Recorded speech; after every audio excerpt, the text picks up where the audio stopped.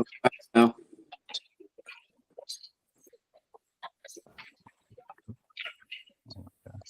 Hello, hello. Yo, Welcome, everybody. No. All right, guys. So we apologize for a late delay here. Oh, look at right in time. Buddy shows up. Buddy. What's up, buddy? Guys, Oh, you don't even know. Gloves. Getting back into this room. Oh my God, he's back. You are incredible.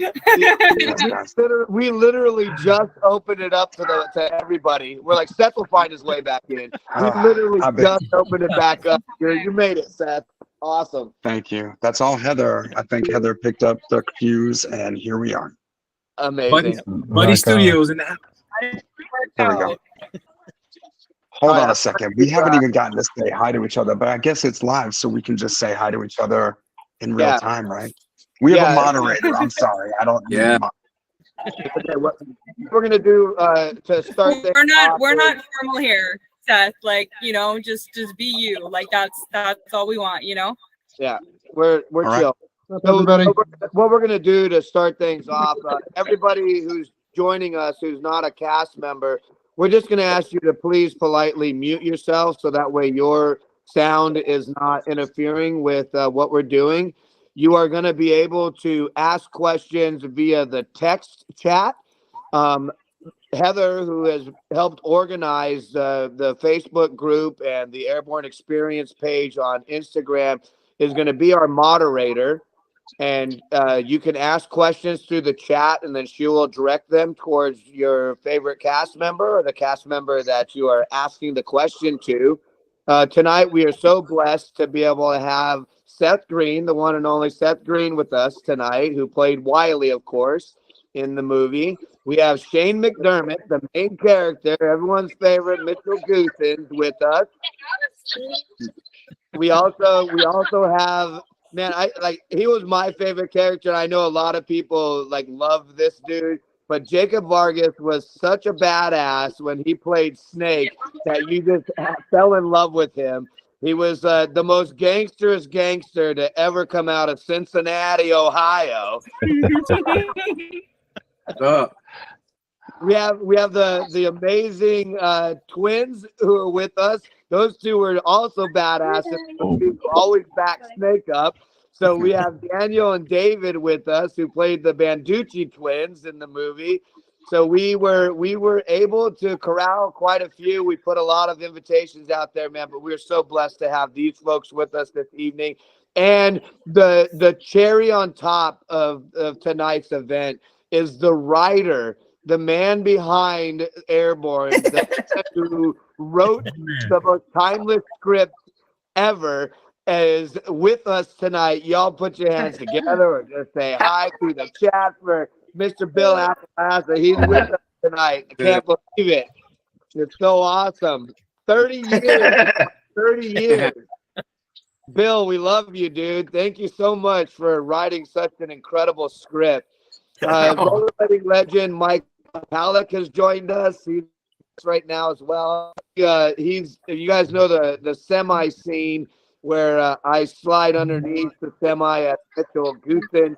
Well, Michael Palak's the one who pushed me underneath the semi to make sure I cleared everybody and made it happen. So he had an awesome role in the movie as well. So with that, I'm going to let our cast members reminisce for a bit with one another.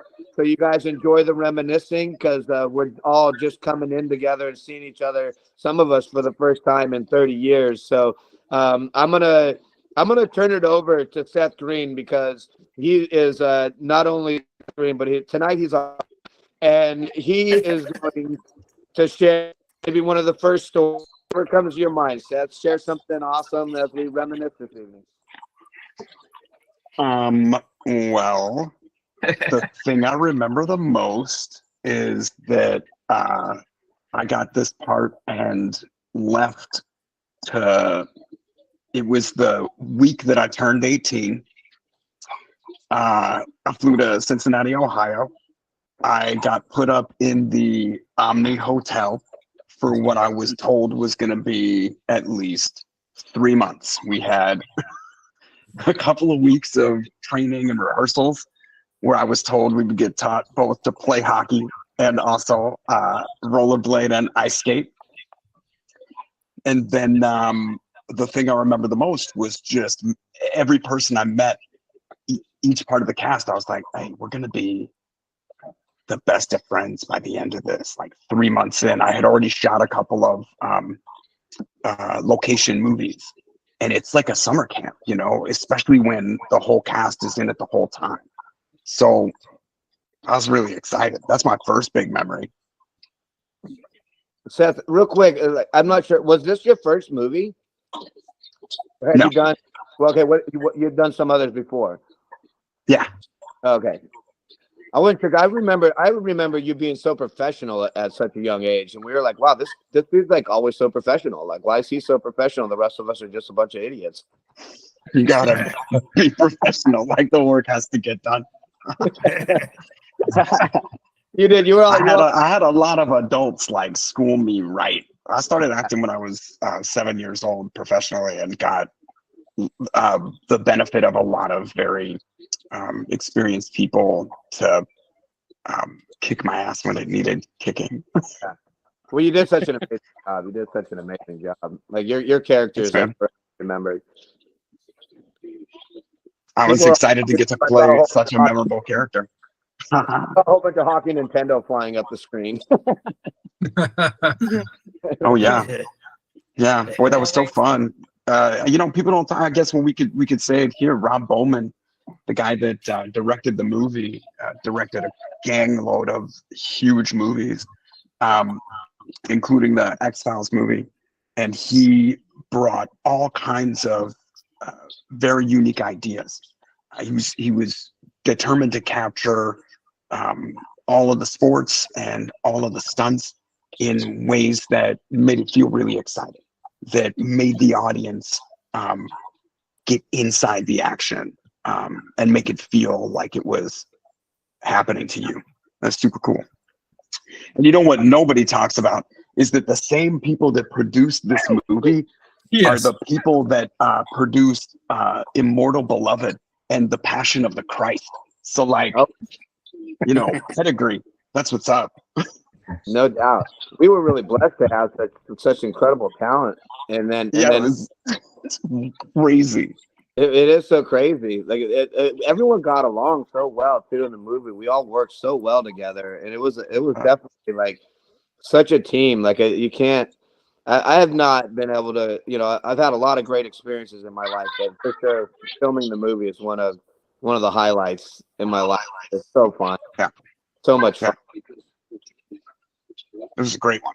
It really was. And like everybody, you can tell when everybody's down for it, when nobody's being an asshole, and everybody's like, all right, let's just work as hard as we can. Like, that was the thing I remember, Chris, when we met. Yeah.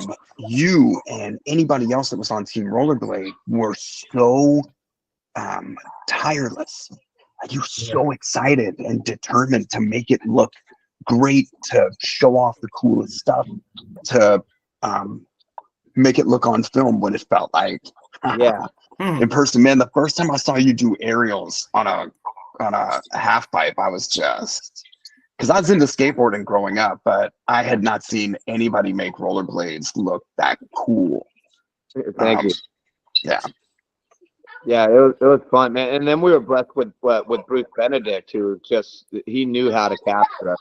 He was in the middle of filming an underground video called Vertical Access with myself and a handful of great skaters that are now legends in rollerblading, including Arlo Eisenberg and Brooke Howard Smith and Palik. Were you in Vertical Access too? I was, yes. Got some pieces in there too, right? Yeah, I'm on the back cover. Yeah, that's right. Amazing. So he was in the middle of like filming that with us while he was also doing the film Airborne. We were like kind of multitasking a little bit, but he really knew how to capture us, man. And like you said, Rob Bowman really pushed everyone, and you can't and Steve was just like next level, man, as the second unit director. That dude was an animal. there was Yeah. things like when I had to jump off the parking structure into the back of that thing, man. I was like, dude, this is bigger than like I've ever done.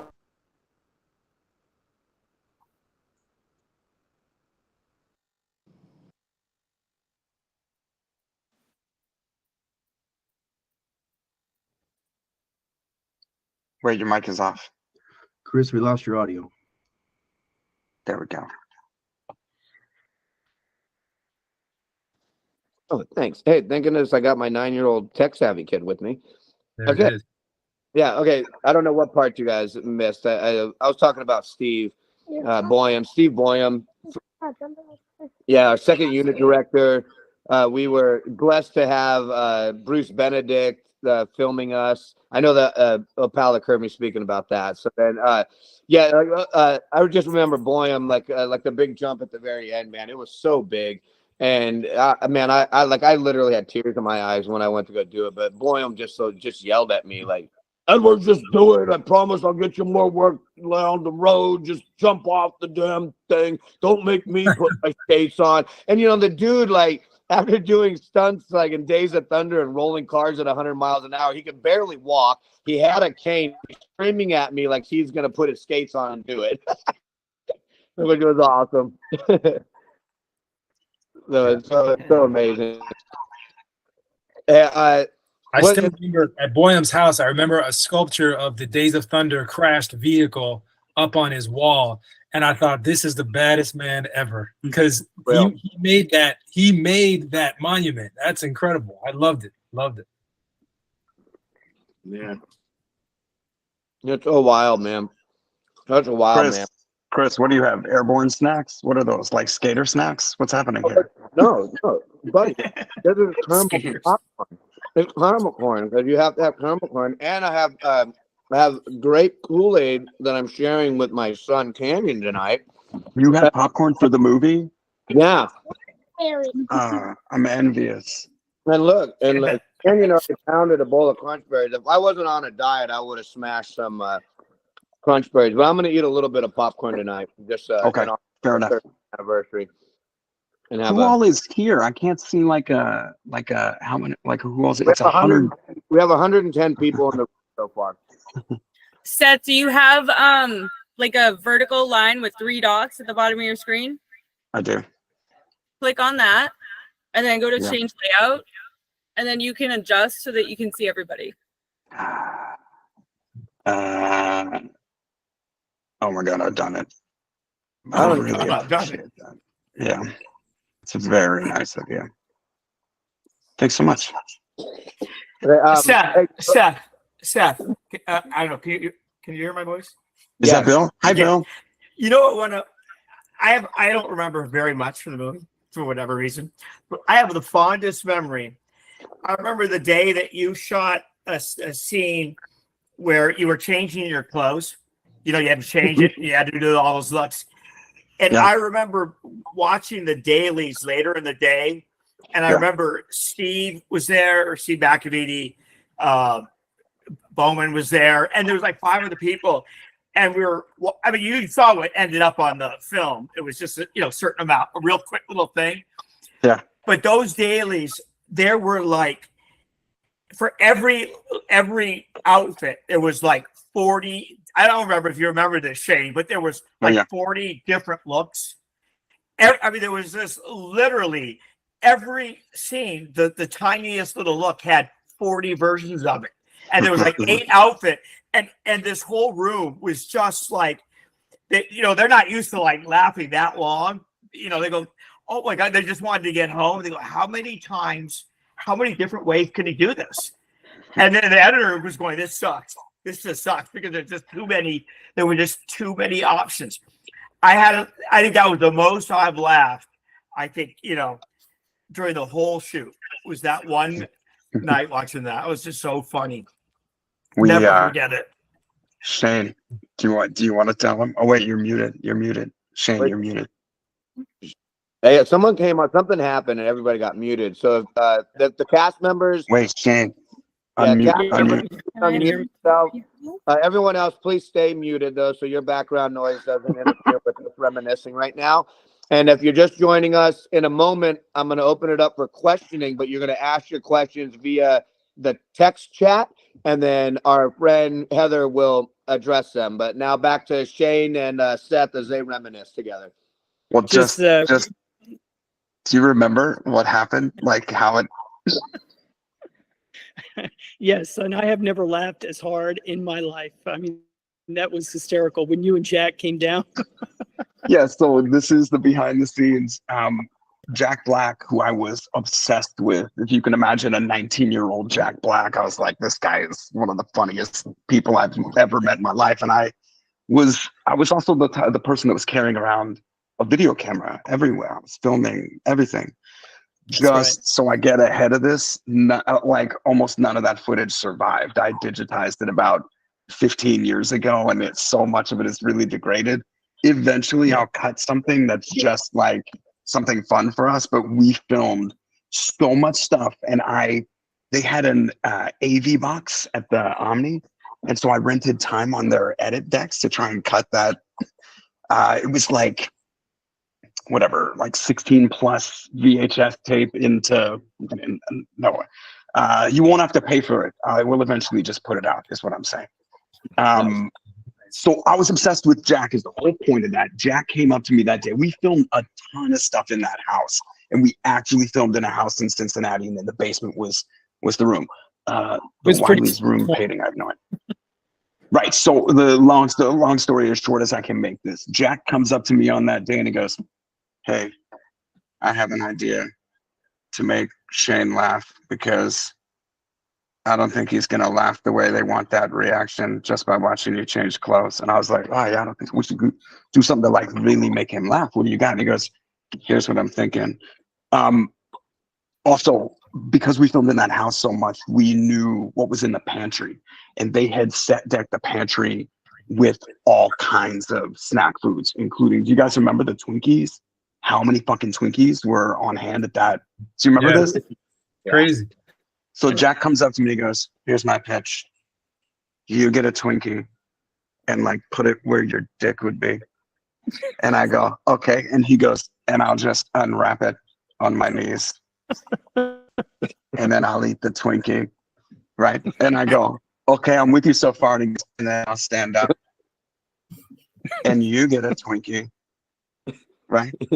And then you unwrap it, and I was like, yeah, this sounds like it's gonna kill. He goes, wait, it gets better. After that, I'll flip you upside down, and we'll both have new Twinkies and 69 the Twinkies. And I was like, yeah, 100%. This is gonna be great. Like we're gonna make him.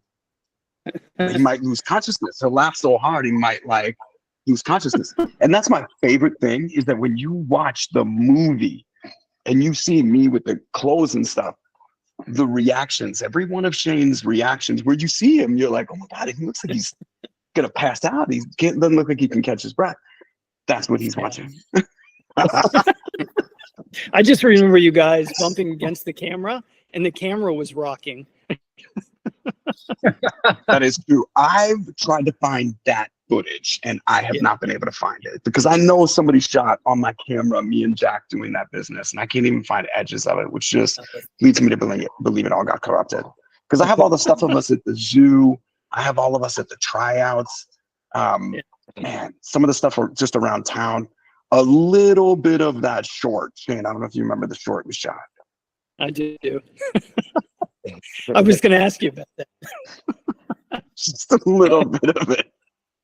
It doesn't make sense. I was real experimental as a director. It lets me know like just how much Soderbergh I was watching at the time. So amazing. You guys are hilarious.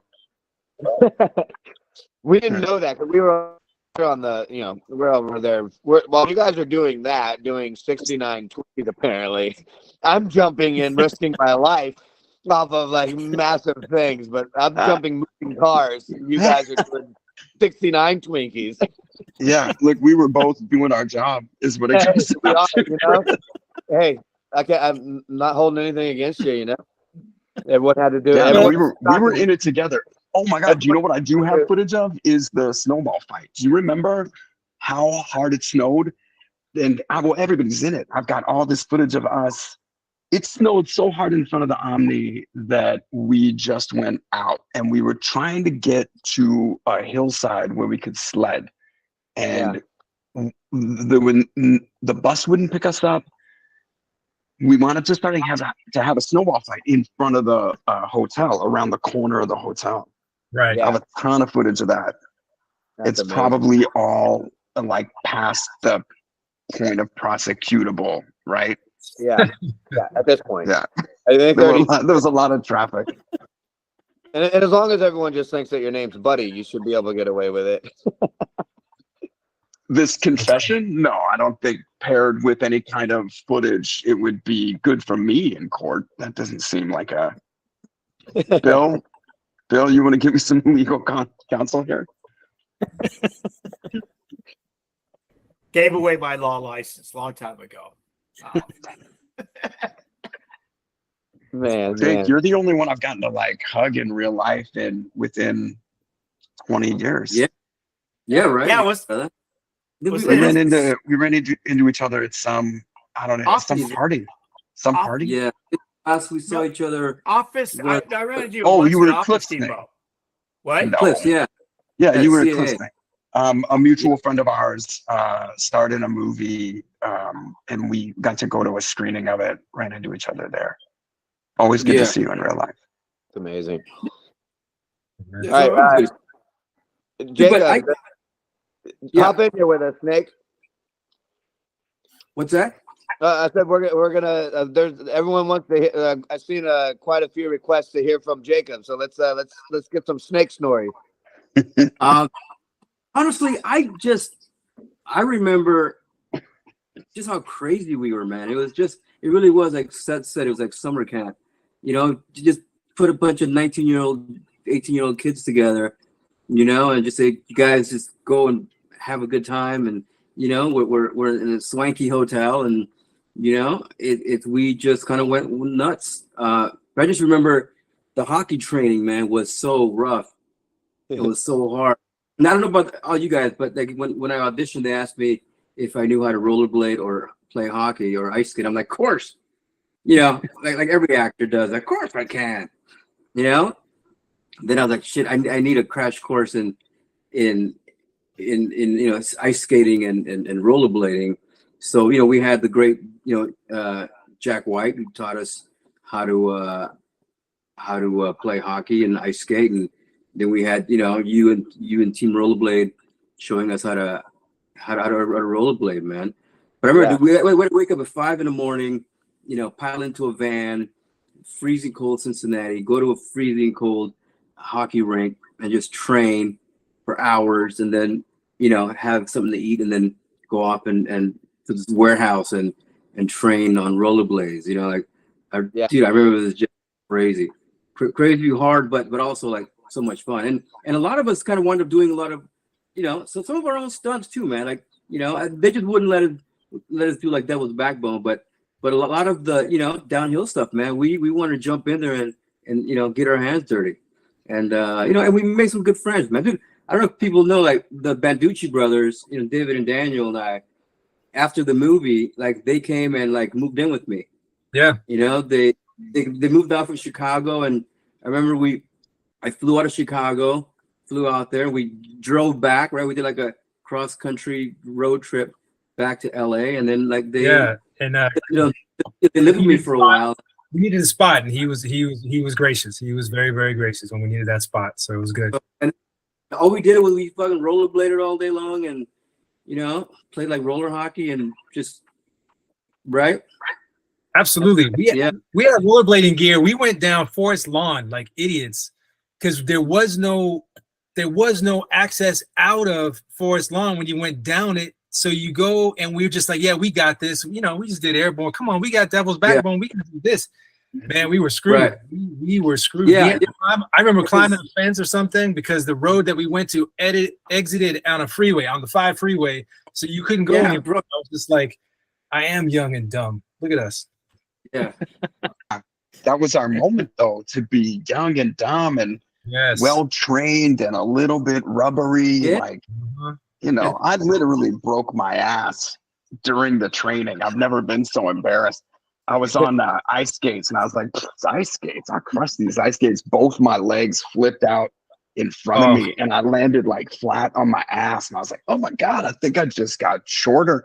And they sent me to the chiropractor, straight up chiropractor. Twist my ass. And he was like, I remember. Yeah. You remember that? Yeah. That's, I remember. Yeah, I remember you had to hold on to the car, and then the freaking mirror from that car, whoever's person's car that was, boom, snaps right off. You know, remember because they had cars lined up for the rollerblade. What? No, we definitely didn't break a stranger's car. No. Conrad Bain might have. We didn't. No. Not us. That's amazing. I had the, but see, I came into it the opposite. So like, you know, they're like, "Hey, you're a great rollerblader. Do you know how to act?" And I was like, "Well, yeah, of course I do. Of course I do." I had to pretend like I knew how to act. So I'm on the opposite spectrum as all of you fine gentlemen. But no, you know, Chris, you're so fucking convincing in the movie. Like that was another thing I found footage of. Is I remember you in that moment deciding who your character was and being this thing. And don't you remember we became obsessed with getting you like the Bob's Big Boy shirt, the button-up shirts, like I can't remember. We became obsessed with getting Rosenblatt in the movie. Like it was so communal, and I don't know, everybody fucking crushed in it. It's one of the things so many people ask me about. You know what I mean? So many people ask me about it. Do people know where like Rosenblatt came from? No. No. Well, I mean, give it to them. Give it to them. Some people, if people have been with us for the last couple of years and saw us, then they might have gotten a little bit of an insight. But you know, like Jacob was saying, we would go get our asses kicked with Jack White, who was this crazy hockey coach. And before you guys all came on, we were reminiscing about it, and it was one of the first things that came up because this dude was like treating us as if we were like legitimate hockey players and like we were his team. And like we were not allowed to like talk to one another. You had to be like super strict. It was like, you're going to do these drills. You do these drills now. Now give me a lap. I caught you. Seth, why'd you mouth off? Give me a lap. That's right. Yeah. One knee. One knee. That's right. One knee. And Jacob, I don't know if you remember this. When we first started training, Dan and I think were first, and then we had black jerseys, and then or red jerseys, and then you graduated to black jerseys. So all the new actors that came in had to get to that level. So it was like straight, we're going, and we were in ice rinks at like 1 a.m. I mean, we were before the movie. Before we went out to Cincinnati, we were hardcore training. So it prepped us for you, Chris, when we got there. Guys, I'm such a like. It was like a boot camp, man. Okay, so it was a boot camp. Yeah, but I got to like go entirely against it because I was like, nah, B, my character's bad at this shit. Like if I'm good at it, he goes, well, you gotta make sure you're good enough not to get hurt. And I was like, I'm not gonna get hurt. And then they sent me to the hospital. So I was like, well, now I definitely can't get on these skates and come to practice. I'm sorry. I broke my ass. Yeah, my tailbone is broken. Thanks, Jack White. But not the guy from the White Stripes, by the way. Complete. All that training was great, man. Okay, so part of the regimen, Jacob, right, was we had to go to the Cyclones game and watch hockey. Yeah, so we had to go to the Cyclones game. I want to hear your version of like Rosenblatt because you're like everyone's already heard my version of how Rosenblatt came. I want to hear your perspective. I just remember we kept hearing the announcer go, "And Rosenblatt," and I don't know, we just found it fucking hilarious. And we all laugh our ass off and giggle, you know, and like the audience or the people around us were just so annoyed by us laughing at Rosenblatt because people, you know, like I said, he was like a hometown hero or people loved him. But we just thought like every time we heard that name Rosenblatt, we would laugh like school, and we would just say Rosenblatt, and everybody would just start saying Rosenblatt. Well, he was also scoring like nobody's business, so he was all over the place, and his name just kept getting called over and over and over again. And when something just sounds funny and you're in a place where you're not supposed to laugh at it, and the guy is so serious and good at the game that we were like, you're just thinking, oh God, don't let him want to fucking kill us. Like that would be really bad. So then you're not allowed to laugh, and it's like being at a funeral, and they keep just saying his name because he's crushing the game. I don't know. It just became something that was almost kryptonite to any of us. Would make anybody laugh at any point.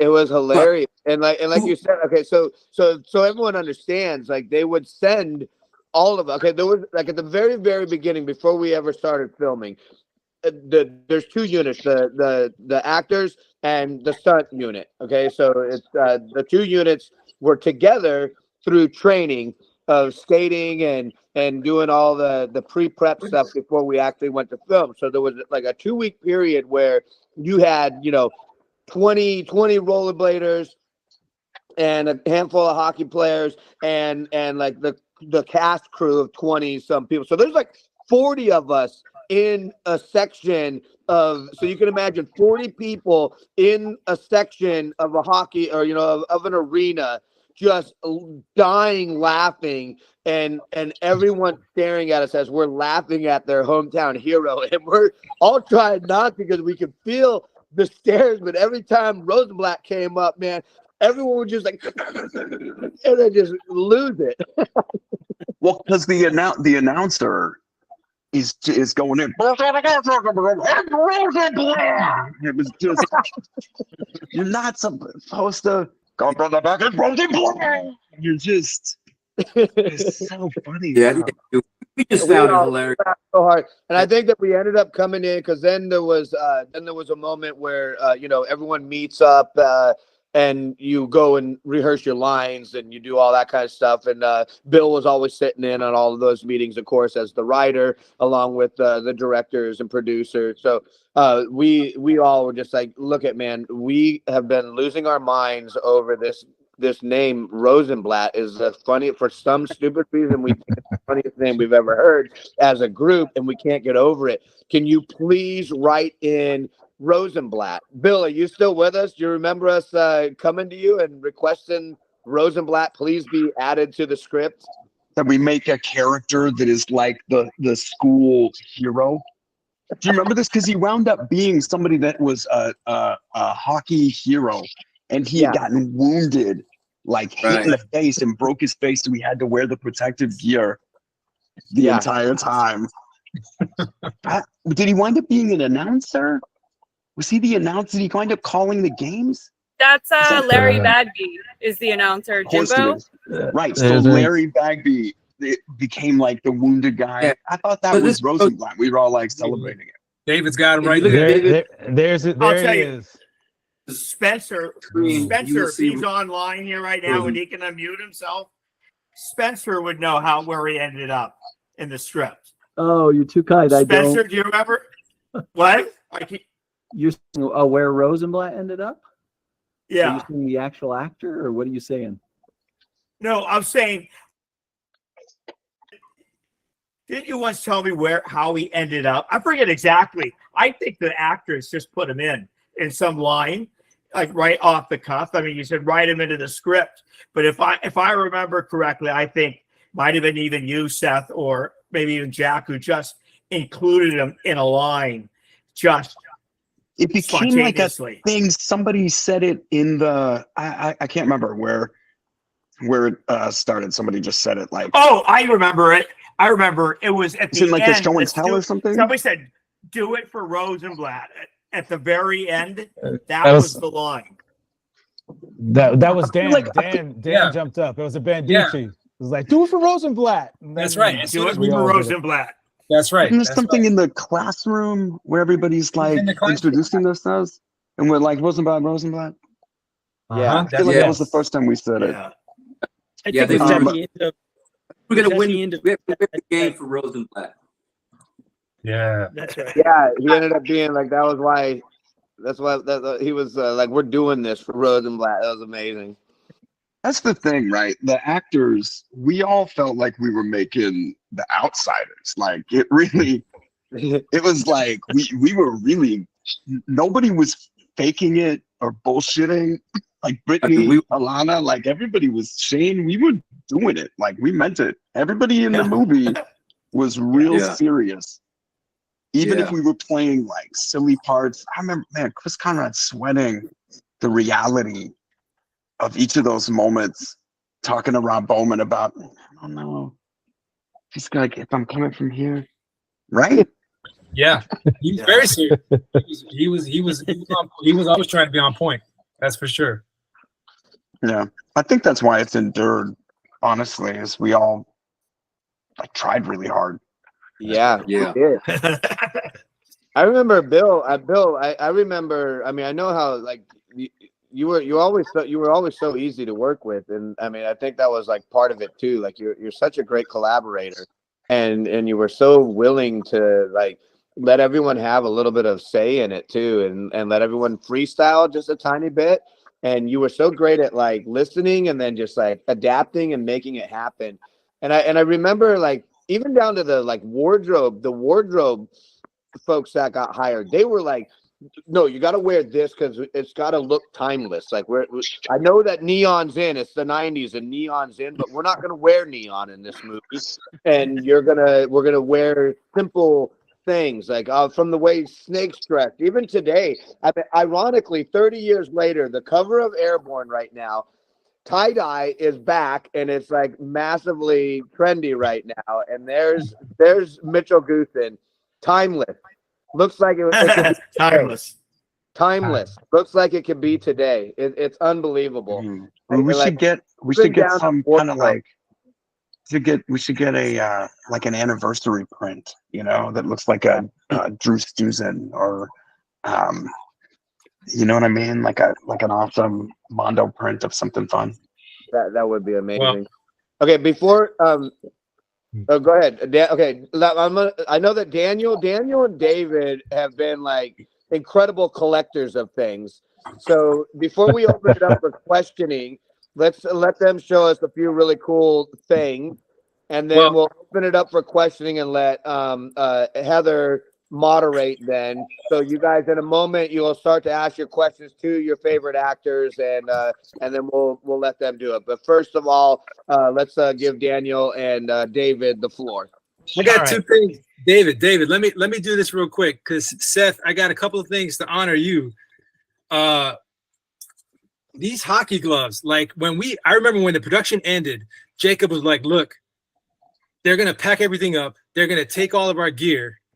We got to go down to the warehouse and pick out our stuff. We got to get our skates. We got to get our gloves, like try to get, you know, the stuff that was ours so we can put on our hockey bags and go. And at some point I picked up this glove and it's teal and I guess mauve. I don't know what the color is, but it was painted over, whatever. But this one has Seth written on it. Wow. So this was a Seth glove. Ooh, that's gonna smell real good. Dude. Oh yeah. I put my hands in here and I'm like, oh yeah. But the other thing, you back to the 90s. I know you've had a lot of like success doing the stop animation and all that stuff. People don't know what a great artist you are. But when they had the posters done up, Seth took some time and drew on some of the posters. And I'm gonna put it up. Hopefully it will show very well. We'll start with Rob Bowman, the director. Oh boy. or here we go. And forgive me if you can't see it too well. Let me see if I can get a better look at this. Let me see, guys. Sorry about reflections, but here's Seth. Let me see. Can you guys see? He's being kicked by the skate. I think I drew myself into the poster. That's what it was. I was like, I'm not on this poster. Yeah. So I drew Damn right. myself into the poster. And so I can't tell if I'm holding this right. There's Snake and the Banducci's. Nice. Very cool. Yeah, to follow up on that, I remember you doing a lot of drawing, and I actually brought a drawing that you did when we were at it was that filming, and I was at the hotel, and you might be able to see it a little bit better. I don't. Get up.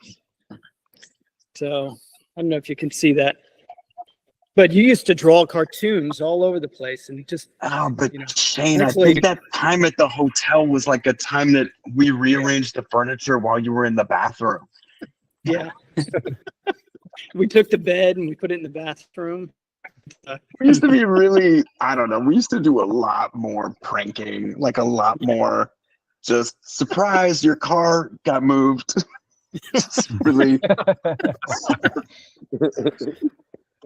I think because I grew up on all those 80s movies where the college kids were like filling their dean's office with its vehicle. You know what I'm saying? I just thought, I was like, the bar's really high. We got to get each other good. But nobody had guns or phones. So it's a different time. You know what I'm saying? Like if you wanted to document that stuff, you needed like a video camera or one of the other cameras, and I had both. Well, hey guys, I saved one of the original frisbees that they is were that a passing yarmulke? out. It's I like remember. yeah, exactly. The producers were very Jewish. It's the Airborne yarmulke that we get to toss around. The only bit I have left of our Airborne jackets is this, because I certainly didn't need a jacket anymore, but I thought that was freaking cool. Guys, my mom showed up not too long ago in the Airborne windbreaker, like had the whole jacket. No way. Yeah. Seth, I have that picture of you from your Instagram story. I'll post it for everybody later. It's so funny. Yeah. That happened in real life. My mom collected stuff. She's got the T-shirt too. The logo looks like Lethal Weapon. Like it looks so exciting. Do you remember the logo of Rob Bowman, where the Energizer Bunny? About him, I do. He would say action, and he would keep rolling again and again, and so they put the him in the logo. I still have that T-shirt. Oh yeah. Wow. Man, people can't really appreciate that in today's current era. Like one of the reasons that film used to be so expensive beyond the actual budget of all the things that you have to collect over the time that you need them, it was the cost of film itself. Right. Film itself, the purchasing of reels of film, and then the development and distribution of cut reels of film. So we were shooting this movie on 35 millimeter film, which made it look amazing. It's why it looks so good. All these great lenses, like Rob, they were really picking up some good stuff. It was good. But they were just rolling, click the slate, and then something would mess up, and then they'd keep rolling. Rob would step into frame, and it became a joke that he was just burning through magazines of film like a war movie, shooting a Gatling gun, but film. And it was. I think all that footage is priceless because you really see the construction of what we made and you see every second of it. But man, watching it happen as an actor, like who had shot a bunch of movies and was already like, God, that film's got to be expensive. Every time they were like, still rolling. I was just like, oh my God, this is crazy.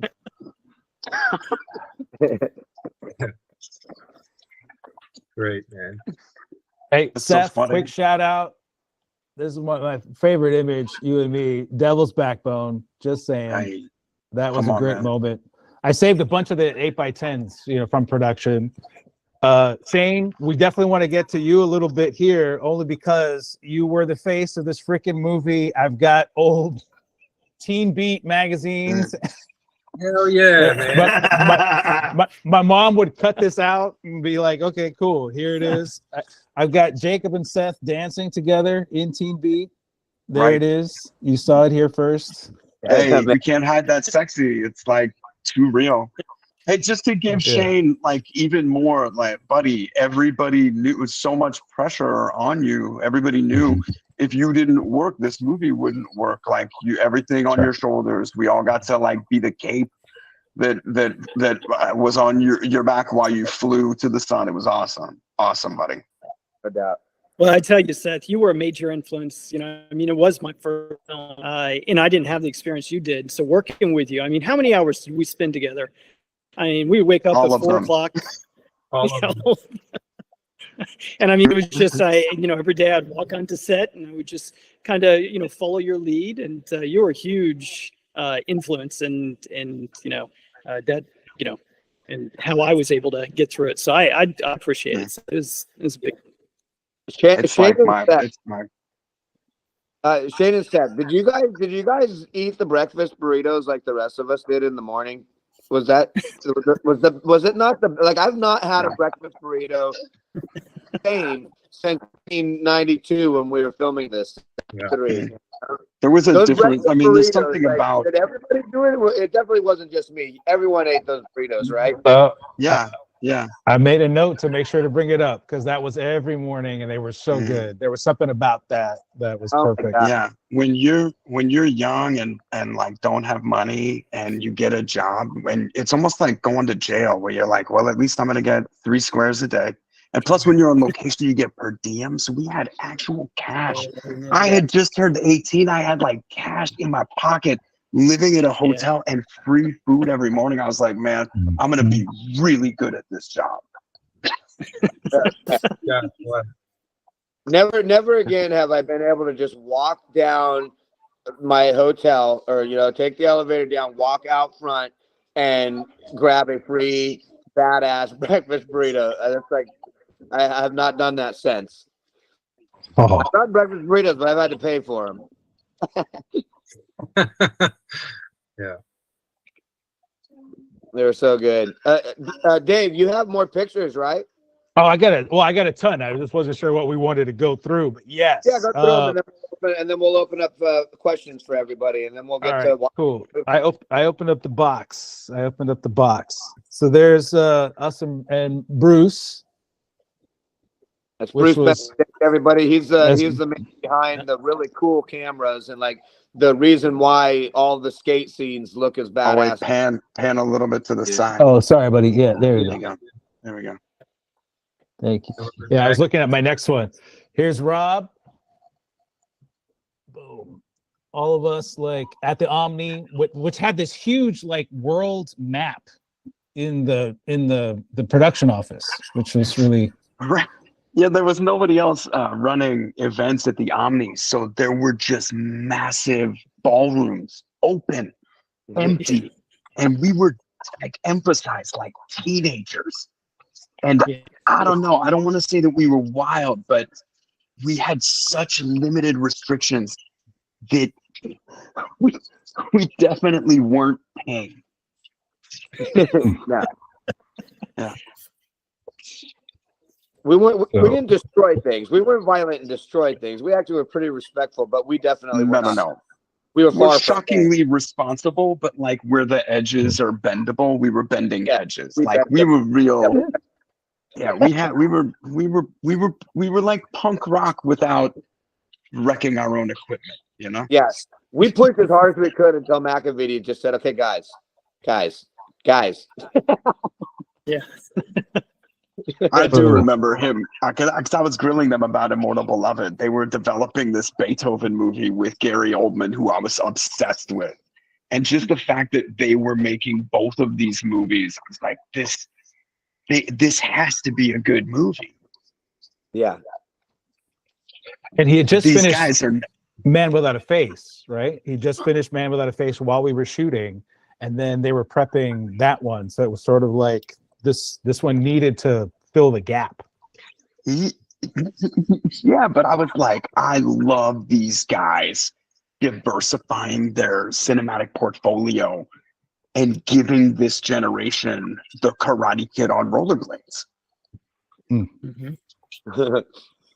No doubt. What else you got, David? Well, what else have we got? You guys saw this guy here, this little Seth looking up at the Banducci's. That's a great photo. Man. That is such a great photo. And that's Rosenblatt in there with you, right? That's right. That's right. In the back. This was my pretty in pink, guys. Like I was, you know what I mean? I was coming at this role as hard as I could. That's why I had that haircut. Look at me. You did. You went all in. You were all in, Seth. I got one here. Here's one of Jack Black holding court at the roller blade rink, and all of us just sort of like, just fawning and screwing around, man. It was great. Chris Conrad's right here. I don't know what he's doing. He's like bowing or something to Jack. It's weird. Because he was worshipable. We all were like, fuck, if this guy's giving a sermon, I guess I'm gonna sit here. Yeah. That's got you, us, everybody just there. So this was like a production shot. I think I have a color version of that. Yeah. Dude, that'd be awesome to see, Seth. Somewhere. Man, I have so little from that actual movie except whatever pictures I've got somewhere. And then the videos I just digitized as much as I could. Oh, Owen. I saw Owen a couple times after the fact. Did you? Yeah, I still see Alana. She we cast her in a show called Crossing Swords. Nice. An animated series with it's on Hulu. Good. Seth, someone asked if you and Alana ever dated. Yeah, we dated like right after that movie for maybe 3 years. But we were teenagers. We were terrible to each other, But we love each other like endless. She's such a talented person. And man, I remember that. Like I had already been cast in the movie. And so they did chemistry reads with me, with a couple of different girls for that role. And the second she came in, she's just so funny and sharp. We were like, oh man, it's obviously if you cast this girl, we're going to make this funny. So every scene that we're in together, oh my God, Shane, do you remember? Do you remember that like, so Rob Bowman, anytime there was like, after they clacked the slate, but before the dialogue started, if it wouldn't break the scene, they would just let us banter. I did remember that. Do you remember this? So I was throwing, and you got to understand, I had just turned 18. I was really serious about that. I was like, my improv is going to be my calling card. Let me throw out anything. I'm going to make this line. I'm going to get this in the movie. And you did. You got it's in the movie. I think it was the scene in the cafe. In the beginning of the diner scene, I think it's the scene when we get into a fight because we're on the date with the girls, but before the girls show up, I say, right at the opening of the scene, I say, so my dad shot her. And you go, what? And I go, yeah, it was crazy. And then the girls walk up. And it's in the movie. That's what it was doing scenes with Seth every day. It was something new improvs, it was hysterical. Oh, buddy, your face. We both keep it together. So, like, for real. If you watch the movie, it is in there. I just loved in the canon of the film, Wiley's dad shot somebody. You don't know what the backstory is. It doesn't even matter. It doesn't matter what the backstory is. It's just that it could have been in like combat. We don't know. Patrick could have served in the war. Like this could have been his time in Korea. Like he's got PTSD about it. Too much. So good. Man, it's so easy for time just to be slipping by us because, man, this is just so incredible being able to 30 years later reminisce. I'm gonna go ahead and open it up though for anyone to go ahead and start asking a question. Please keep your questions on screen via text and who you're addressing your question to.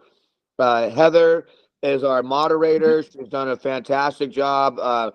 Everyone, please just, I guess, silently clap and just give her a huge round of applause for all of her hard work for the past handful of years as we led up to the 30th here. She helped create the Facebook page that is now an awesome fan page. Almost 2,000 members in the past 2 years have joined, who are true fanatics of this movie and of all these actors and the skating. We greatly appreciate her. And this is our 3rd year doing this, and we've worked really hard at getting this. And so far, our first 2 years, we had a couple of complications, and so far tonight is going flawlessly, and our hard work is paying off for our 30th anniversary of this incredible timeless movie. So now, Heather, we're going to give the platform to you to go ahead and begin the questioning. We apologize if she can't get to everybody. She's going to do her best to pick them as they come. And please do not be offended if your question isn't answered. We love all of you. We greatly appreciate your support. Those who are rollerbladers and have been rollerblading for the last 30 years since this movie was introduced, and inline skating, freestyle buck wild skating was introduced for the first time, or you're a fanatic fan of acting and these incredible actors that I was so blessed to be able to be a part of and enjoy filming with them. And this movie is just incredible. Bill, you're amazing. What you wrote and what all of these people together did is just timeless and incredible. So thank you to everybody who showed up this evening. And now let's go into questions. Heather. All right. Thank you so much, Chris. Actually, I just wanted to quickly point something out, like what Seth said about, him being so serious and all of you, really putting your energy into the role. Like words that are spoken in this film, Sean and Mitchell, serious, very. So yeah, I just wanted to point that out, it definitely set the tone. So somebody asked earlier about some behind the scenes 90s stories. I know you guys kind of told some stuff. Shane and Seth, do you guys remember when you snuck into the test screening at Universal? Do you want to tell us about that? I had come to LA a couple of times before that, and had just moved to LA. No, that's not true. I moved there like 3 years before. 3 years, but it doesn't matter anyway. So they used to randomly grab people outside of movie theaters and give them the opportunity to watch a movie that wasn't entirely finished, and hand out a card and stay and give your review. And they would try to get people in a particular age demo. Is this your kind of movie? So before I was recognized all the time, I got handed those at the movie theater because I looked like the demo that they wanted to get the opinion of. And so I just went to Holland's because I love movies, and I got to see a bunch of them still in progress. So I got handed these tickets. I said to Shane, yo, man, we got to sneak into this shit. And I even tried to called Rob.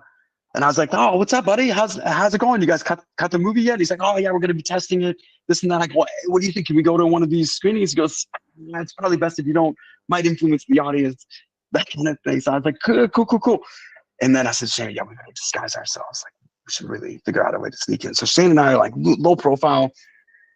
I think that was pre-check your head. So we would not have been wearing woolly caps or something, but we were trying to hide whatever it was. And we're standing in line outside the movie theater, and not only does Rob didn't recognize us, Stuart Copeland recognized us. Talk about the pedigree of this movie.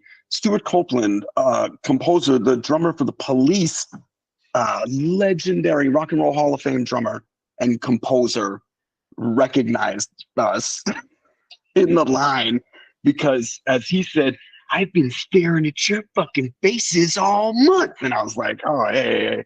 Because he's editing, you know what I mean? And cutting the composition exactly to our expressions and stuff. So I'm starstruck by the guy. Rob is trying to keep this from turning into a nightmare. Let all these kids know that these knuckleheads are snuck into their own screening. And they let us watch the movie, and we had to watch it in the back. Do you remember this, Shane? We couldn't sit with the kids. But I remember watching the movie with an audience and thinking, this could work. This could actually really work. It's the first time I got to see it, getting to see it with an audience. It was really cool. That was amazing. Shane, your audio, you're muted. Oh, bro. you're muted. Got that? Can you hear me now? Yeah, so Yes. I remember us actually sitting in the middle of the theater, surrounded by all the, and this was the first time I had ever seen the film or even seen myself on screen. So in this, it was a moment. It was a blast. And I remember us as we left. Steve McAvity was in the back, and as we walked out, we went up to Steve. We said, "Hey." And he was shocked that we were there. He was like, "What are you doing here?" Yeah. Boy, I was really all about getting in trouble when I was Yeah. before I turned 21. Yeah. That's awesome. All right. Bill, are you here to answer a question for us? I am. Awesome. Okay, so how did the germ of the idea for the script get started? Well, I was actually, I'd never written a screenplay before, and I was a teacher, speech teacher, and an old friend of mine, well, Steve McAvity, who was a producer at Icon Productions, he came by my school where he went. He was a graduate as well. All of a sudden, he's outside my speech class. He says, "Hey, let's go have lunch." So after class, we went and had lunch, and he said, "I've just been, everyone in my neighborhood is rollerblading. Everyone's rollerblading. We got to do a movie about rollerblading." I go, "Steve, one, I'm a speech teacher. Two, I've never written a screenplay." I told him that, and he goes, "Well, you've written a few children's books," which I had. I've written a few children's books, and that was good enough for Steve. And he goes, "I'll give you a script. Just give you a couple scripts, read them, and then we'll do something." So that was how it just sort of came to be. He was obsessed with rollerblading, and he just wanted to see that on film. And I said, "Well, it'd probably be fun to do a fish out of water story." And I always liked the idea of getting somebody like a surfer, but not just any surfer who was going to a place where he couldn't surf, but a really kind of Zen surfer, for a kid to be that way. A young kid to have the sensibilities, somebody who was wiser beyond other people, which was, Mitchell, and it was Shane, which brought to life, And so that's kind of was the impetus. Let's put a fish out of water. Let's make him a surfer. And especially going into a place where it was very hockey centric, the only thing that he had to kind of bridge the gap was that he was really good in their world, maybe not on skates, on hockey skates, but on rollerblades. So just kind of developed it from there, then that's sort of the impetus of it all. Amazing. Can I ask a Thank quick you. piggyback question on that one very quickly?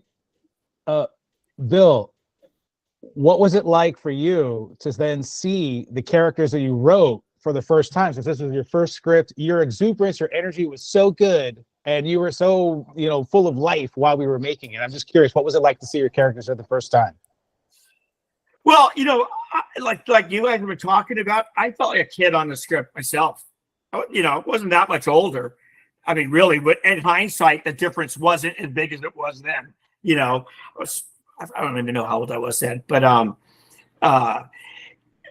it was interesting because a lot of the people, like the Banducci brothers, they were two kids in my class, and they were twins, and I could not recognize them. And honest to God, they were like hockey kind of studs. It was in LA. They weren't hockey players. There's no hockey in LA. But they kind of had that kind of Midwest sensibility. And I never intended that. I just love the name, the Banducci brothers. It just sounds like they should be brothers, So it's really interesting when I see the names show up as characters. And then, and the great thing about it was that just really the framework was there, and everyone really just brought their own personalities to it, which really brought it alive. Wouldn't have been the same without the personalities. I don't even know if that was the question. No, I'll say this, Bill. You were such an energetic and positive. You had such a positivity about you. And we're all, teenagers. So the instinct is for us to be sarcastic or even mean-spirited. And you really led with with just like an example of kindness. And so everybody kept it positive. We were really, really playful. We had a ton of fun together. And you also let us make it our own where it felt like we could. It was really cool. And Bill, I'm going to say something a little personal.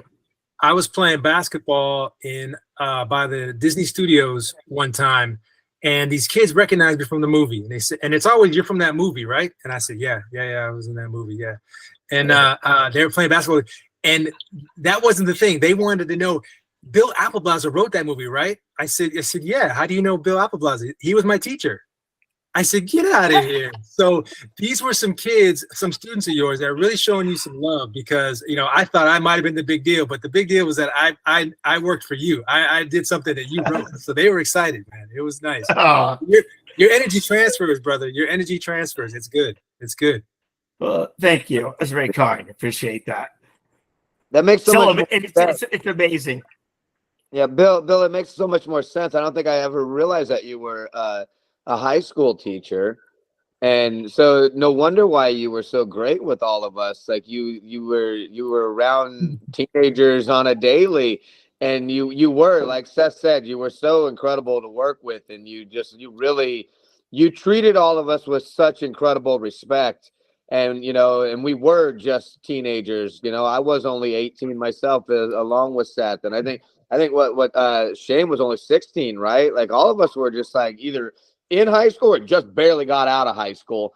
And you treated us like we were adults, and you gave us the room to breathe. And man, what an incredible this right here is just a proof of how awesome you are, Bill. I appreciate you. Thank you. Yeah, I just want to go on the record right now, though, that the very short cameo that I had, Rob Bowman and Steve McAdee made me do it. I don't know if you guys remember this. I wasn't meant to be this. Yeah, you didn't want to be in the movie. You did not want to be on camera. And I can't even look at it now. I mean, I look at it and I go, "Oh my God!" And as my wife said when she first saw it, and she goes, "Don't lose your day job. Don't lose." And she's brutally honest. That's messed up because you did very well. You did very well, Bill. Yeah. I think your character stood out the most. Shane. Yeah, Shane, you're better. You're better than any Hitchcock cameo. No doubt. Yeah. Thanks. No doubt. All right, Heather, who's next? All right. So people want to know, Chris, did you teach people how to skate? Like, did you teach the cast tricks? Yeah, everyone was awesome because they was coming and we went to this warehouse at first, is where we ended up, like, everyone kind of first meeting for the first time. The cast and the skaters, everyone met up for the first time in a warehouse, and everyone started putting on their skates. And it wasn't just me, Pat Parnell, Jess Darenforth, Jimmy Tremble. There was several members of Team Rollerblade that were all part of the whole downhill cast. This is where we ended up meeting legendary rollerblader Michael Palek, and several others came and auditioned for the skate roles, and we helped everyone out. But Shane skates very well. He had already had a little bit of skating experience, and I think that's what really helped sell this movie, is that Shane, they were able to do straight close-ups all the way to the point of when to take off, that no one knew that it was me. That was like, they were convinced that Shane was the one who did the tricks, which is also Shane was fearless about like getting on skates on the street, where it's, you know, you try to be cool, but when you try to do any, and I had done some skateboarding, so I was like, oh, I could definitely, and I could not, like, not even anywhere near. So that, Shane, the fact that you were just like, I'll figure it out. And then you did. It was really awesome. Made everybody confident to try hard. Yeah. Well, and then the twins picked it up quite well. Snake picked it up. Snake did, and everyone was able to roll to a point where I think Alan Vaughn Snake's double. So all of the you guys did a great job skating. They ended up like learning fast. And like we said at the beginning of this, like we went through intense camps. So like our hockey training was super intense, but you know, the crossover between hockey and inline is really, it works really well. So once the hockey training got through, that really stepped up their rollerblading abilities. And man, all the characters were able to really sell their character. Like probably you haven't seen it done the same, man, because they really, everyone ended up learning really well and helping sell the stunts. And sometimes in a movie, that's the hardest thing to do is sell a stunt. I'm sure Seth and Jacob, they've been in the business now for 30 years, and one of the hardest things to do is really sell the stunt, that it's actually the character, and you can't tell that it's the double. Yeah, I just want to add that. Can you guys hear me? Yes. Yes. Okay. Dude, it's the training that we got from Chris and Pat and all these other guys. They made it look effortless, and they made it look so easy and fun. And so so it just gave us a lot of confidence to just go for it. And I don't think we would have been as fearless if it wasn't for these guys. You know, I mean, these guys were flipping over cars and doing, the half pipes and all that. And so I just think we just wanted to be, somewhat decent. But I think that the learning curve, we got from like not knowing how to skate, or at least myself, to like going downhill at like 20 miles an hour with no problem within a few weeks, and I think that's and you think about it, you go, that was kind of crazy to be doing that, because even after we wrapped, so the baton says I used to live back in Santa Clarita, and there was a giant hill that we would go on there like time, and we're like hauling ass, man. I mean, we were hitting what, like 20 something miles an hour, or more, and not realize just how dangerous that was. But we were always going for it. We were always going for it, especially when we were together. We just go for it. Let's try it. Let's do it. Well, they don't you remember they? Oh, sorry. No, I'm sorry. I'll just like one of the greatest scenes is when I ultimately take over and jump over the car that was moving, but it was the twins and Shane made it down a decent portion of the hill, and they were moving at a good 20, 25, like fast enough to where if you go down, you're gonna feel it. And they were the choreography of you getting over that car at that incline was so wild. I remember you guys planning and setting that up. Yeah. But you, like, the first time we were even just practicing, and you said, yeah, don't worry, we're just going to replace the brake every time. And I was like, what are you talking about? And when we started doing the downhill training, you've got the hard, thick rubber triangle on the back of every boot. And we were going so fast that you would just put your heel down to stop, and it would grind the entire brake off. And so I didn't even understand that concept of like, oh yeah, we're going to put new brakes on every time, every run. And seeing that through to reality, that was wild. Yeah, because we were on the stunt. All of us, the skaters, were ultimately. But I mean, I was really proud of all of you guys, and like you guys really did help sell all of our stunts. Like we worked so well together, and I mean, we were booking at 60 miles an hour plus, and we were burning out. You guys were nuts. Every single one of the people on the stunt team were like, "I want this to look insane." When we got that footage back, because I was watching the dailies all the time. When all that footage came back of the entire B team picking up these insane like flips, and oh my God, I forget who it was. Who goes under the car? Who hits Michael the Powell actually is with us tonight. He got squeezed under there. It's one of them. I went under by accident. So it was Ben Kelly, who was another Ohio local. He was a couple people behind me, and that was his stunt. But the first take, and we all got split up into like 3 groups at that point in the race, and I was in the front of this 3rd group.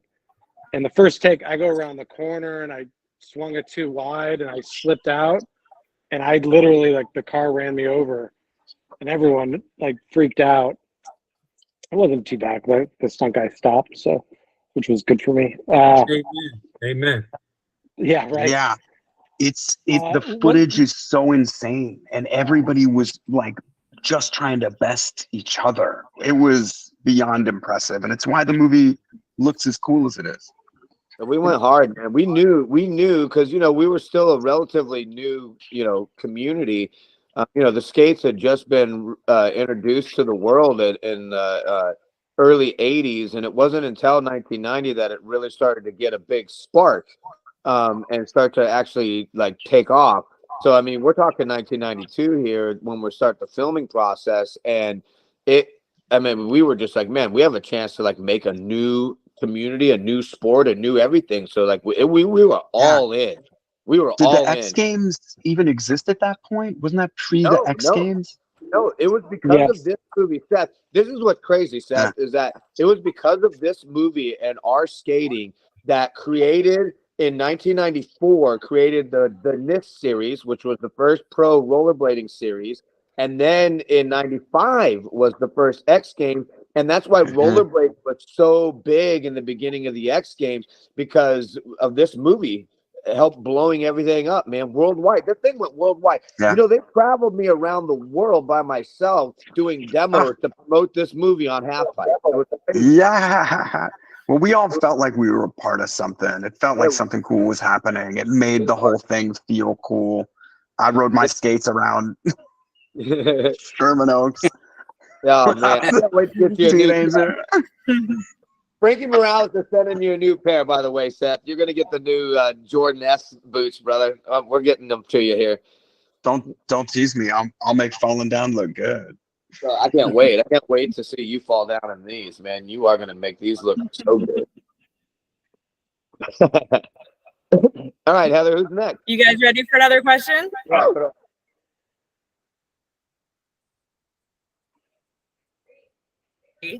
How do you think Airborne would be would you have like Google Maps to kind of map out Devil's Backbone? Like, what would it be like with social media? Would you be like hating on Mitchell on social media all day?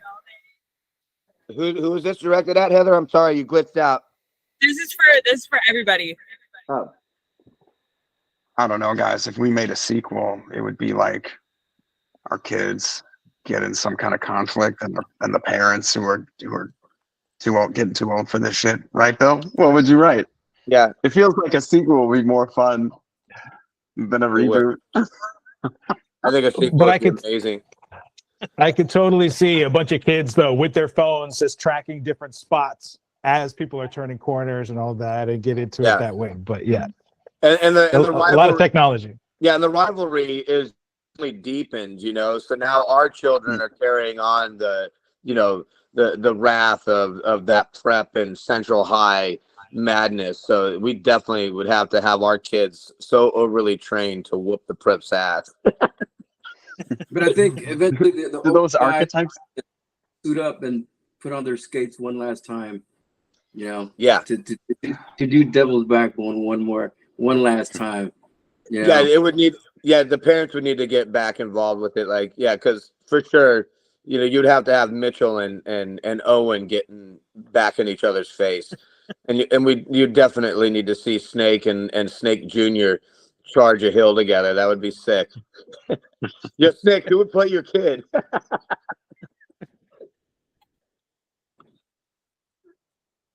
You know anyone? Jacob? What's that? Oh, I said, who would you cast as your child? My kid? Wow, that's a good one. I don't know, man. Maybe Cholo, the kid that played Blue Beetle, would be a good Snake son. Oh yeah. Oh, I love that kid on Cobra Kai. Cobra Kai. Yeah. Oh yeah. It'd be like Cobra Kai on skates. Yeah, right. That'd be great. Hey, Bill, are you jotting this down? Yeah. Cobra Kai on skates. Got it. He'll remember it. He'll remember that. But it's like It'd be amazing if it's like if the twins had Owen's quadruplets. right. Owen's kid is trying to date Mitchell's daughter. Oh yeah. Right. A little bit of Romeo and Juliet, Seth. I mean, that's always the best move. Yeah. Yeah, right. Oh, of you course. remember when everybody found out that Brittney was Chris Conrad's sister in the movie? Yeah. Oh Yeah. Amazing. Would love to have quadruplets. What? That's right. That's right. You just go real sci-fi, make it like a clone story. You find out that Wiley got into some new future tech business and made a gangload of money. And a handful of patenting like microtechnology, nanobots. Yeah, called Banducci's. The Cyclone. Right. Cyclone clones. The Cyclone. Right. Like we couldn't actually have kids. Me and Alana, Gloria and Wiley couldn't have kids. So I built our own AI. There we go. And it's the greatest rollerblader you've ever seen. So built specifically to take out the preps. Bill, you can stop taking notes. I'm sorry. That's not having any value. Yeah. You'll make that much better, I'm sure. Yeah, we could do this all night, Heather. So you better stop us and get to the next question. Yeah. Question for Jacob. Jacob, do you remember your speech class speech? Can you do like a few of those lines for us? Yeah, my name is Snake. I don't like speech. I never even signed up for it. That's as far as I go. Okay. That was right. I don't have hobbies unless you call collecting knives and pretty tattoos across the guys' foreheads. Hobbies. The foreheads of guys you don't like. Yeah, 1.1 GPA. Yeah, it's been a while, guys. It's been a while. That was good, man. That was awesome. That was good. Hey, Jake. That Give was it up. so awesome. Thank you. Bravo. All right. Shane. Yeah. This one has to be asked. This is like requirement. If you could have lunch with any three people in the entire world, alive, dead, or fictitious, I don't care, who would it be? Gandhi for sure. And then I mean so many people. Elvis and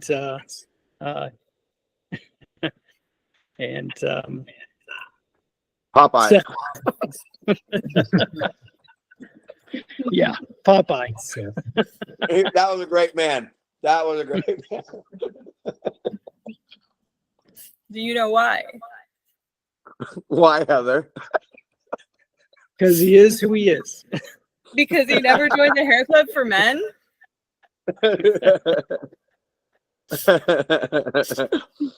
So good. We were all over the place, man. Like that was the fun part. Was we were all swinging for the fences. Seth, were those lines kind of ad-libbed? I don't remember that. It feels like, Bill, if I was pulling out a hair club joke, that feels like we probably just said it in the moment. Do you remember? That would be in the moment. Yeah. Yeah, But everybody most of them were scripted, but everyone's. I remember Jack going off script. Dude, Well, Jack is like the whole a thing, but- cyclone. Yeah. Probably everyone. That was well done, Jacob. What's that? Oh, thanks, man. You got another question, Heather?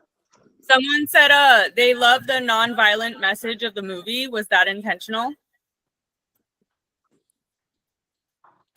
Bill? I'd say yes. Yeah. Yeah, definitely. I mean, you know, I think it's an undertone of who Mitchell was, you know, and I think it wasn't just that he's a laid back surfer, but he was also laid back with sort of an attitude of peace to him, you know, which takes it one step further than just being a surfer, you know, loving the surf, that he has a philosophy behind it, you know.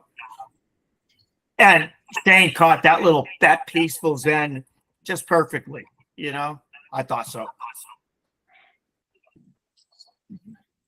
So awesome. I agree. Yeah, Shane, you're Here's another one. Go ahead. No, I just appreciated Shane's calm demeanor. You know, everything just came across really, really well with the way the character was written and how he was. He was great for that role. He was perfect for that role.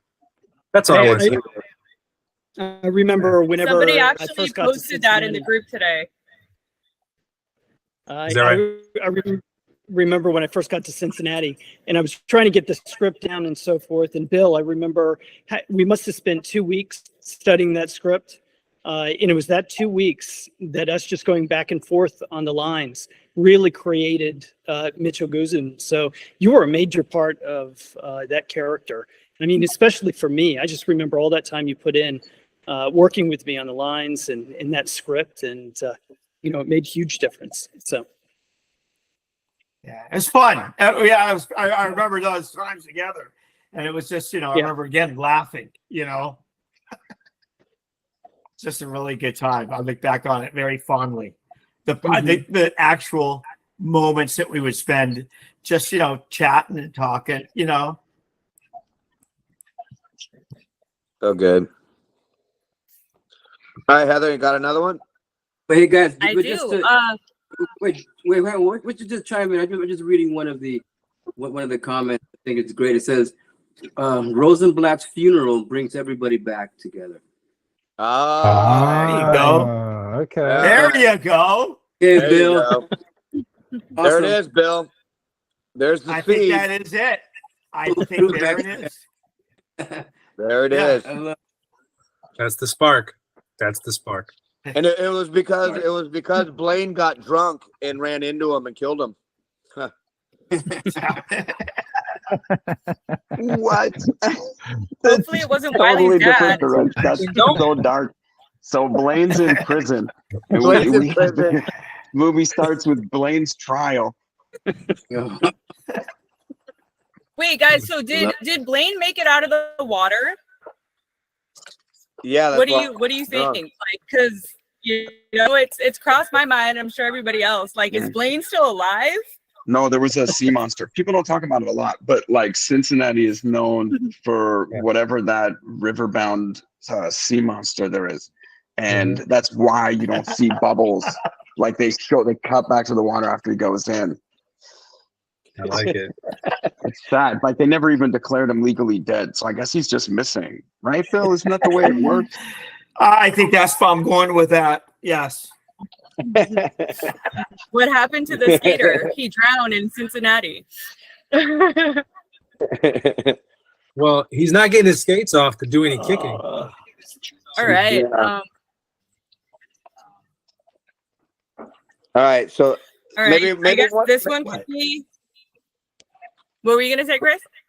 I was gonna say a couple more questions, and then let's watch the film. And if people want to stick around at the end, maybe we'll get a couple extra ones. But I mean, tonight's been great. Normally we would have already started watching the movie, but man, this has been 30 years, and everyone's just having such a good time reminiscing. It's hard to stop it. So, but let's do a couple more questions, and then let's check out this movie together. Sounds good. It's the best movie ever made, Bill. It is. Hey, real right. talk though. Like I get. It is one of the things I get approached often about. Like when people approach me, it's about this movie and having watched it and having it been something with their friends, or some part of it is something that they saw young and really like remembered, kept with them, which is awesome. A lot. It's so cool to get to be a part of something like that felt that way, I think, to all of us when we were doing it. We're like, that's a good one. You know what I'm saying? And Jake, like, we've all gotten to go work on other stuff. And you know how rare it is to work on something that feels good, right? Yeah. It feels good Yeah. when you do it. And you're like, I don't know if anybody's going to see this or if it's going to get edited together well, but man, we had fun, right? And Dude, so for the fact that it, go ahead. Sorry. No, I love that it still like resonates with people, man. And it stands the test of time. You know, and I mean, I still get people, you know, like every now and then I'll go sign autographs, do some autograph signing, and I'm always, you know, where people will bring in like the Airborne posters, and you know, it's just had like a deep, like profound, you know, effect on people. I think it's amazing. I think it's great. I think we should all be proud that we made, you know, a film that has touched people, so many people that way. I think it's great. Yeah. Hey, can I chime in really quick here, Bill? Since you're here, I'm on page 4 of the actual script. This is the original script broken down. Okay, you ready? So, from behind boys, we see them skate up the short hill. We see blue skies, the faint sign of ocean in the distance, and as they reach the top of the hill, the crest, we are witness to their enormous leap. Mitchell, Sean, and Jamie are airborne. Underlined. 3 mighty impressive figures framed in a blue sky. And while they are, we match cut to the sweetest wave yet. So that's an action line in your script and becomes the title of the movie, right? Because no one mentions Airborne in the movie. And I'm just wondering where does Airborne come from for you? Like as the title. God, you know, 30 years ago, I just think it was an obvious. I mean, it just seems that, you know, I don't even know. I mean, to be honest with you, it could have come from anywhere. I don't know if it came from Steve, somewhere else, somebody, you know, Chris Edward, who knows? I don't even remember where the last, you know what? No, you know what? Now that you mentioned about it, what's that? Oh, go ahead. I want to hear. I just thought we were really obsessed with airs, and like our first video ever was called Dare to Air, and like it was just like we were all about airing because grinding and all that kind of stuff. Like this movie featured one of the very first rails I ever grinded down, but everything else we were doing just air, big airs, big spins, big flips. Like we just loved the air. But I don't know, you know, I don't know that had anything to do with it. But like you seem to have had a thought, so please carry it out. Well, my thought is that I think it came just from writing that line in there. Yeah. And I think I remember it's like Steve saying, "Yeah, that could be it. Why don't we just have that be the title?" And I think you know. Yeah, the essence for the whole movie, you know. It's underlined. It's so funny Airborne. that you say that because I don't remember, and then, but having you just read that, I kind of replaying a conversation in my head right now with Steve as we were just talking and chatting about it. He goes, "Yeah, there it is," and I go, "Hey, that's good enough for me." You know, I like it. Yeah. So, thanks for reading that. That is great. Oh man. Yeah, thank you. That's amazing. And apparently one of the guys got cut. There was there was Sean and Jamie. We don't know who they are, but that's all right. He's fine. So, thanks. Hey, bro. I still got to go charge that crest of that hill and launch high as hell to start that movie out. So that didn't get cut. Thank you, Bill. Yeah. All right. I got a question for probably Seth and Bill. What's up with like the soap on the wall? Like when Wiley, he's like, what? When Wiley's like in the shower and he's like writes Gloria's name in soap on the wall. It took me like 20 years to realize that even happened. But yeah, that was you know, interesting. I was really deep in the character work there. And thought it was very funny, like all the different ways to explore that Wiley was obsessive and like maybe had never been on any date before, and was really, you know what I'm saying, like really into this, and was like wanted it to be serious. Was like using special shampoo, but like focusing on the task at hand. Like, what are going to be my opening liners? Is it something about her name?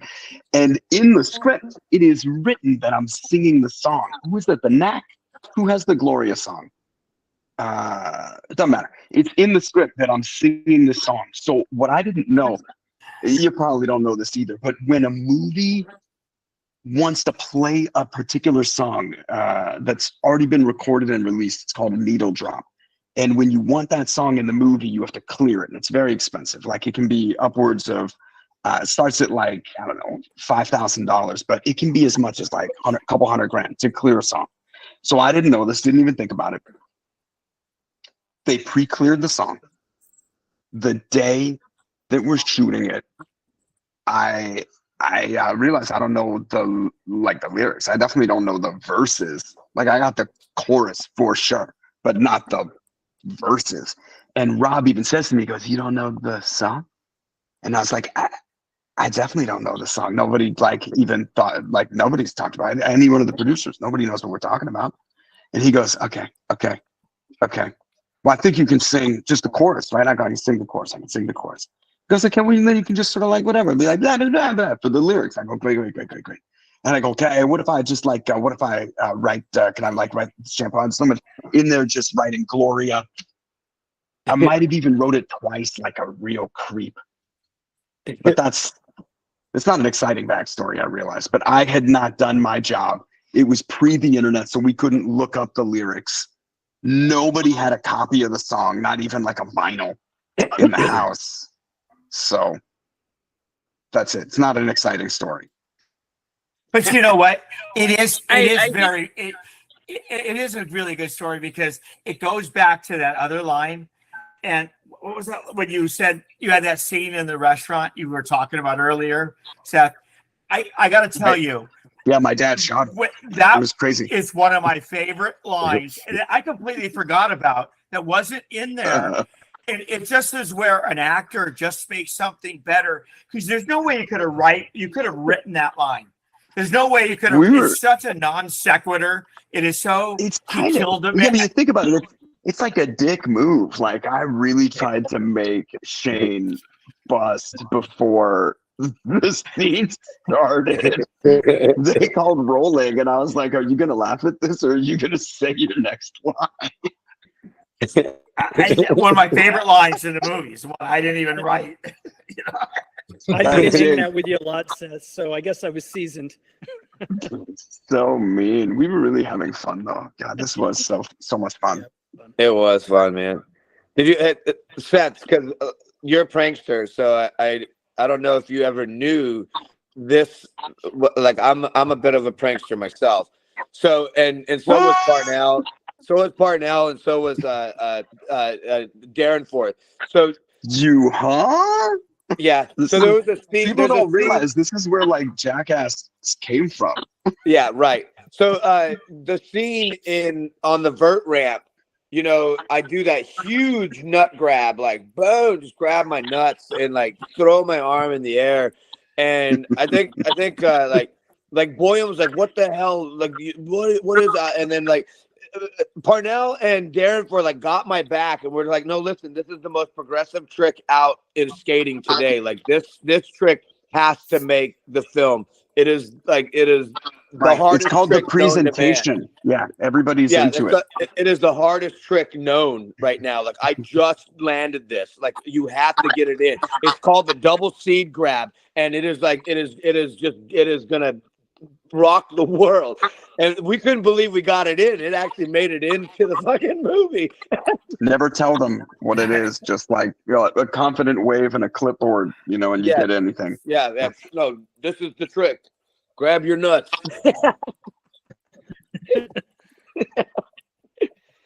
So much fun, man. Great. It was so great. All right, so I guess, man, I wish we could keep like going and going, but if we're gonna watch this movie tonight, then let's make it happen. Because those of us on the East Coast, it's gonna be pushing midnight by the time the film is done. So And we've been on it for a minute. And respectfully, you know, everyone, just so everyone knows, you know, Seth and Jacob and Shane and the David and Daniel, they and Heather as well, man, they all donated their time tonight, you know, and these guys, they have, I'm sure, 100 other things that they could probably do and even probably make money at. So the fact that they dedicated their time for us this evening, and the fact that this film is so special to them as well as it was to all of us and to all of the fans and to all of you who love to rollerblade, man, I thank you guys so much, man. It was such an honor to be able to be a part of this film, and you guys helped us spark a worldwide community of rollerbladers, and man, forever grateful for guys' incredible acting talents, and we were able to do as an amazing team. And Bill, thank you so much for writing such a timeless, such a family-oriented and beautiful script, because I can share this movie with my son, who is only 9 years old, Canyon the Destroyer, for the first time tonight ever. So I'm going to be able to watch this movie with this kid. And the fact that my peers and my fans my same age who have their children watch this movie with their kids and influence them to continue to skate and keep our community growing, man, it's forever grateful to you, Bill. Forever grateful to you, Seth, and Jacob, and Shane, and the brothers. I love you guys so much. Guys, wait, I just want to say, like, this is one of my favorite experiences getting to make a movie. It was informative in a dozen different directions. It felt like a watermark of accomplishment. The poster for it got painted on the side of Warner Brothers, where they put real movie posters, and it had my name on it. It was the first time that happened, and it felt like a big deal. I love this movie. I'm so proud of it. All of these guys and gals will corroborate it. It felt like we shared something special, and we'll always remember it. And it's why we have the nonchalance of our relationships. We all would love to hug each other so hard right now. Right. But that's the fans too. Like, thank you. I can't believe how long this has endured. Everybody wants to talk about it. It means so much to be a part of something like this. Yeah, let each of the cast members go ahead and take the floor real quick before we watch it. Because thank you, Seth, for hopping back in. And go ahead, you guys, please. I'll jump in. No, sorry, go ahead. I'll jump in and say this has been one of the, well, you know, I mean, the movie was very special and just one of the greatest experiences of my life. I love that 30 years later, I'm still getting mail and how it's influenced not only friends and people that I've been lucky enough to meet, but just, you know, a generation. And I look forward to showing Airborne to my youngest son this year also. And I love that it's, you know, 30 years, it's still going strong. And that it's been an inspiration. It's an inspiration for me. So it's just been a real treat. Amazing. We love you, Shane. Yeah, man. Yeah, man. Good night. It's been great seeing everybody again. I mean, you know, some I've seen more than the others, but it's awesome to come together like this. And Chris and Heather, thank you so much for putting this thing together and bringing this community together. And you know, as we appreciate this film. And I gotta say, I love reading the comments, man. We got some great fans out there. It's great reading. Yeah, they're incredible. People who love this movie, man, they love this movie, and it really has touched a lot of people, man. It's been incredible. Jacob, I greatly appreciate you too, brother, man. Thank you so much, and it was an honor to be able to work with you back then. And man, thank you for joining us tonight. And Heather and I are going to work hard to get an actual live reunion in Cincinnati. We were trying to do it this year at this time, everybody, but we kept running into NFL issues. So we just had to throw in the white flag for this year, but we are not throwing in the white flag for the tail end of June of next year. Is that place, the laundromat, still open? Yeah, and the diner, dude. We got permit. We've already done a lot of homework, so we got permission to eat at the diner, right? Nice. Like do the diner, go to the skate at the what's the flower? Man, my brain. The botanical gardens. Yeah, the botanical gardens. Is that still We there? got permission. What? We got permission to skate there. That's great. We're going to be able to lock down a couple of hills. We've got permission to go to a couple of the different filming locations. And, Sudsy. Right. If we have an event at Sudsy's, there's like a block in front of it, right? You could have that block party. That would be amazing. Love it. That would be amazing. Oh, it's closed. Oh man, it's closed. Boy, that was a good time. We saw a bunch of like good and bad bands at that place, and also did some laundry, which is wonderful. I appreciate that. Right. Nice. Well, there's a lot of things that are still there, and we did get permission for all of those. So we're going to push hard to be able to have this event happen. So you guys just stay in tune with us, and we're going to make it happen for this year, and hopefully the cast members. I'm sure everybody would come, guys. I'm sure. Yeah, it'd be incredible. Yeah, get everybody. We need to get everyone else in as well. Just stay tuned for that. But tonight was incredible, and I'm so grateful for it. And let's give the brothers an opportunity. And I think Bill would be the last one. Bill, close it with us after the brothers say their last words. All right. I just want to say thank you guys. It's so great to see everybody from the cast. I'm just just proud to be a part of this film. It's amazing seeing all the fans and what they're writing and just how cool it's been to see, Bill's face, to see Seth, Jacob. I mean, it's just amazing. So good to see you guys, and keep on skating, guys. Keep on skating. I love it. Oh yeah. This was a shared experience because my brother and I did it together, and the characters were together, and I just marvel at the fact that anything that starts on a page that ends up where we're going to stream it right now, through air, is pretty incredible. But you guys, just love you, and Shane, it's an honor. Jacob, you know where we are, brother. So familia. Seth, it's great to see you, and I'm just happy to be here, guys. So, and Seth, I do have some of those videos that you took. So I've got the gag reel, and I've got other things we can talk about later. Yo, let's talk. I mean, we should all. Chris and I found each other on Instagram, as silly as that is, but we should all be connected in real life. Yeah, no doubt. Absolutely. Jake, Cliff gave me a number. I tried to text you, but I don't know where we are. Oh, dude. Yeah, let's touch base for sure. Yeah. We're all gonna see each other in June, man. We're gonna bust our asses and make sure that this happens. But I mean, and we're gonna be able to let like 100 to 150 fans come along as well, and like we've found bus rentals to be able to make tours to different stuff and make it a skating / movie fan event. It's gonna be great. Oh, sweet. Do you want to do? Is it like a screening you're trying to plan? No, like a weekend, like a whole weekend of like on Thursday we go to the botanical garden, have a dinner there, get to skate it, and let people take their selfies and their own personal videos around it, and then be able to have meet and greets with all of us, and us just kind of go revisit some locations together, but along with 100 to 150 of our fans. It'll be a limit. That way it doesn't get too out of hand, but we're going to be able to, go and plan a downhill, like one of the actual hills, and eat at the diner. Like Devil's Backbone, that'd be awesome.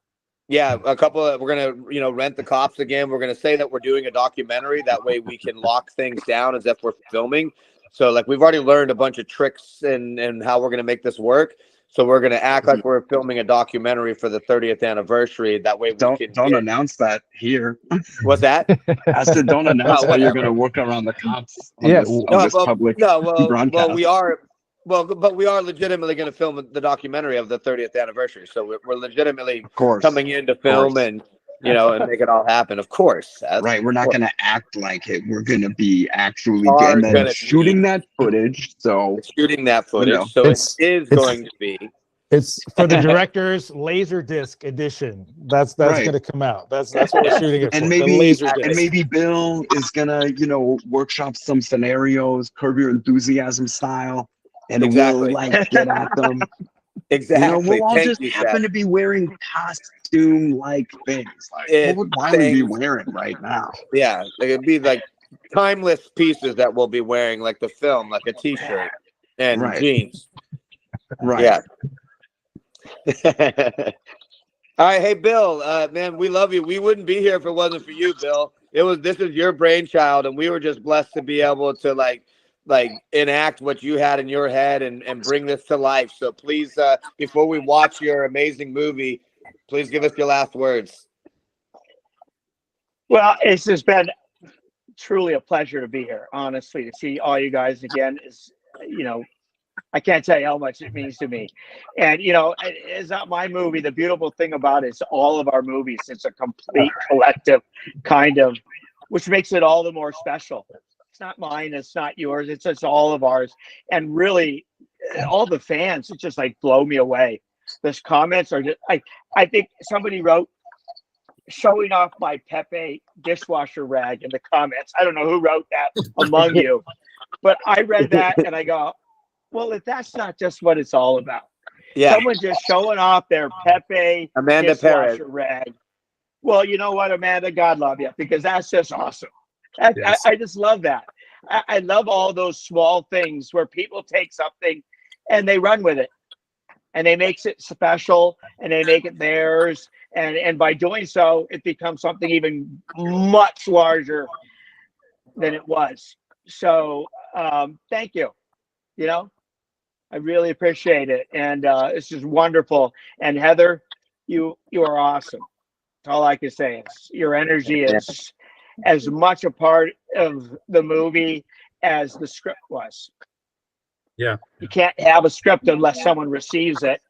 And the way that you receive it and share it and spread it in such a light-hearted, joyful way, it's the same. It's the same as writing it or being in it. So thank you, everybody. Amazing. All right, so everybody, make sure that you get your crunch berries. Pour yourself a bowl. Got some caramel popcorn, of course. An otter pop or two. My nephew Colby's gonna grab me an otter pop or two. And cheers to everyone. Here's some grape Kool-Aid. Right on. Cheers. Love you, gang. All right, love you guys. I love you guys also. Love you guys.